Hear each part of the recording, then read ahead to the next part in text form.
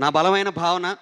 భగవద్గీత జీవనగీతగా బోధిస్తున్నటువంటి గంగాధర శాస్త్రి గారు కూడా ఈ సినిమాలో భాగస్వామిగా ఉండి ఈ సినిమాలో ఉండటం అనేది నిజంగా మా అదృష్టం. అదేవిధంగా రామ్ లక్ష్మణ్ మాస్టర్స్ పేరు పేరున ఏం చెప్తాం అంటే భారతాన్ని గెలిపించడానికి ప్రపంచంలో ఉన్న ధర్మం అంతా ఒక చోట చేరినట్టు ఈ సినిమాని నడిపించడం కోసం మంచి వాళ్ళందరూ ఒక చోట చేరి వాళ్ళ యొక్క సంకల్పాన్నే అక్షరాలుగా, స్వరాలుగా, మాటలుగా, చేతలుగా మార్చి చూపించారు.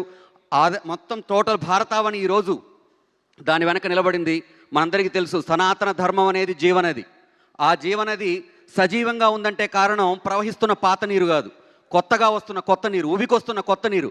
ఆ కొత్త నీరే యువతరం. ఆ యువతరానికి వాళ్ళు ఈ సినిమా చేరువైంది. ఆ యువతరం అంటే భారతదేశం తాలూకు శక్తి సైన్యం మోస్తున్నటువంటి ఆయుధాల్లో లేదు, గర్భంలో ఉన్నటువంటి యువకుల తాలూకు ఆలోచనలో ఉంది.